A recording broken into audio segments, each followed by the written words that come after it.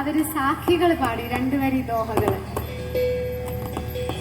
അപ്പം ഒരു സാഖിയിൽ ഇങ്ങനെ പറയുന്നു, അതായത് എല്ലാവരിലും അവനാണ്, എന്റെ സായിയാണ്, ഓരോ ദേഹത്തിലും എല്ലാത്തിലും അവനുണ്ട്.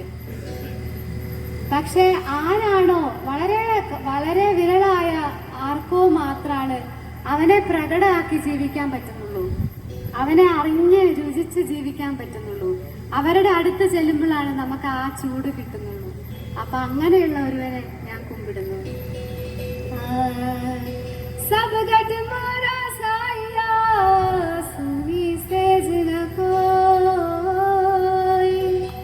बलिहारी वो घाट की वो घट पर घट हो.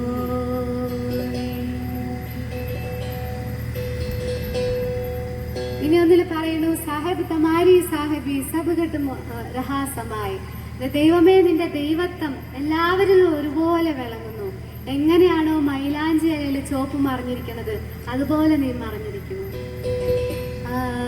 സാഹിബ് തമാരി സാഹിബി सब घट रहा समाय जो मेहंदी के पात में लाली लगी नहीं जाए.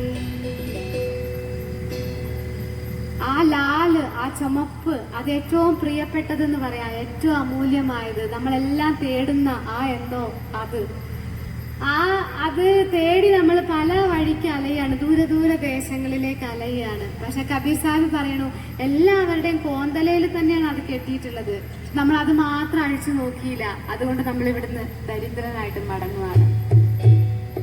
ലാൽ ലാൽ താ സബ് കഹേ സബ്കെ പല്ലെ ലാൽ ഗാട്ട് ഖോൽ ദേഖാ നഹീ യഹാ സേ ഗയാ കന്ദാ.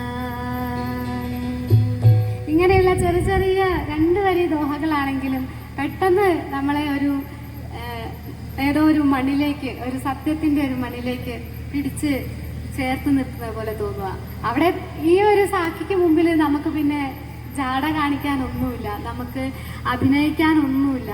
ഏതോ ഒരു പച്ചയായതിലേക്ക്, നമ്മുടെ ശ്വാസത്തിലേക്ക് തന്നെ നമ്മൾ ഓർമ്മിച്ചെത്തുന്നത് പോലെയുള്ളൊരു അനുഭവമാണ് സാഖികൾ തരുന്നത്. ഞാൻ ആദ്യമായിട്ട് കേട്ട സാഖി ഇതായിരുന്നു, മാട്ടി കഹേ കുംഭാരസെ തൂക്കിയാറുന്തത്ത് മോഹെ. ഒരു പക്ഷെ നിങ്ങളും പാഠപുസ്തകത്തിലൊക്കെ അത് പഠിച്ചിട്ടുണ്ടാവും. മണ്ണ് കൊശവനോട് ചോദിക്കുകയാണ്, ഓ ഇന്നിപ്പോ നീ എന്നെ കുഴയ്ക്കുവാണല്ലോ, നാളെ ഞാൻ നിന്നെ കുഴയ്ക്കും. ഇതായിരുന്നു ഞാൻ നേരത്തെ പറഞ്ഞതും. ഈ ഒരു സാഖിക്ക് മുമ്പില് എന്ത് ഭേദം, നമ്മൾ ഉണ്ടാക്കിയ എല്ലാ ഭേദങ്ങളും കൊഴിഞ്ഞു പോകണ നമ്മൾ അത് കാണുമ്പോ ആ ശബ്ദത്തിന് മുമ്പില് നമ്മൾ തികച്ചും വെറും മനുഷ്യനായിട്ട് നിൽക്കുകയാണ്.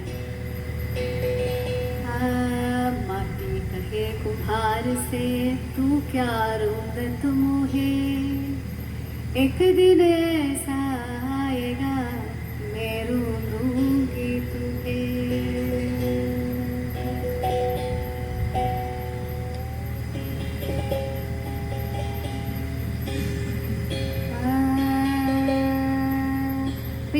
ഈ കബീർ സാഹിബിന്റെ ഈ പാട്ടിൽ പറയണു, തൂക്കാത്തു, അതായത് നീ മാത്രം. ഇത് എന്ത് അത്ഭുതം എന്ന് എനിക്ക് അറിഞ്ഞുകൂടാ. എവിടെ നോക്കിയാലും നിന്നെ മാത്രം കാണുവാണ്. അതാ ഒരു ആനയിൽ നീ, ഒരു ഉറുമ്പില് നീ, ഒരു ആനക്കാരനായിട്ട് മേലെ ഇരിക്കുന്നത് ആനപ്പാപ്പാനും നീ തന്നെ. കളവ് ചെയ്ത് ഓടുന്നതും നീ, പിടിക്കാനായി പുറകെ പോണതും നീ, ഭിക്ഷക്കായി കാത്തു നിൽക്കുന്നതും നീ, ദാനം കൊടുക്കണതും നീ തന്നെ.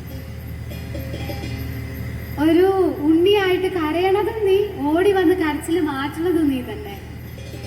അപ്പോ കബീർ സാഹിബ് പറയാണ്, ഇതെങ്ങനെ സ്ത്രീ പുരുഷൻ എന്തൊക്കെ വേർതിരിവുകളാണ് എനിക്ക് മനസ്സിലാവുന്നേ ഇല്ല. ഞാനിതാ നിന്നെ മാത്രം കാണുന്നു. തൂക്കാത്തു.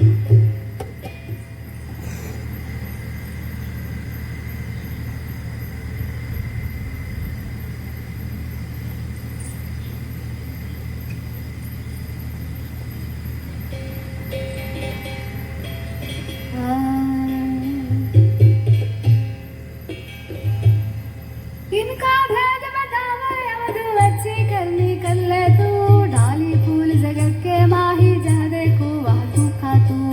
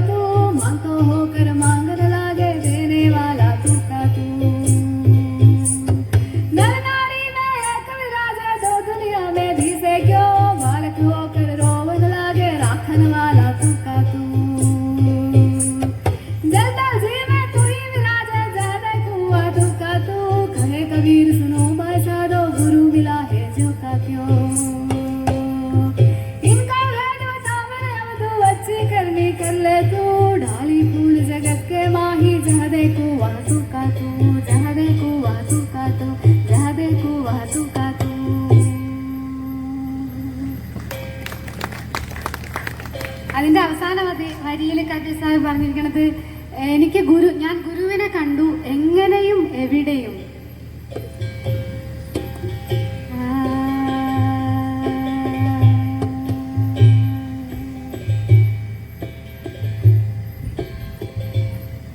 ബംഗാളിന്റെ മണ്ണ് വളരെയധികം ഒരു ശാക്തേയ പാരമ്പര്യമുള്ള മണ്ണാണ്. അവിടെ ദേവിയെ, അമ്മ സങ്കല്പത്തെ കാലങ്ങളായിട്ട് വളരെ പ്രാധാന്യത്തോടെ കണ്ടുവരുന്നു.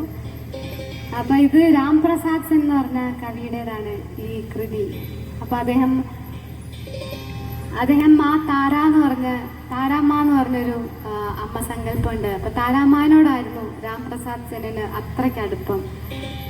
അപ്പൊ താരാമ്മനോട് പരാതി പറയുക, കൂട്ടുകൂടുക, വഴക്കിടുക പോലും ചെയ്യുന്ന അത്രയ്ക്ക് സ്വാതന്ത്ര്യമാണ് തന്റെ കവിതകളിൽ രാംപ്രസാദ് സെന്നിന്. അപ്പൊ ഈ കവിതയിൽ പറയണു, അമ്മേ എന്നെ ഇങ്ങനെ ഉപേക്ഷിക്കാനാണോ വിചാരിച്ചിട്ടുള്ളത്? അതായത് ഇങ്ങനെ ചുറ്റിത്തിരിഞ്ഞ് നടക്കാനാണോ നീ വിചാരിച്ചിരിക്കുന്നത്? ഇങ്ങനെ ഈ അവസ്ഥയിൽ ഇവിടെ ഇതേപോലെ തന്നെ തുടരുന്നാണോ നീ വിചാരിച്ചിരിക്കുന്നത്?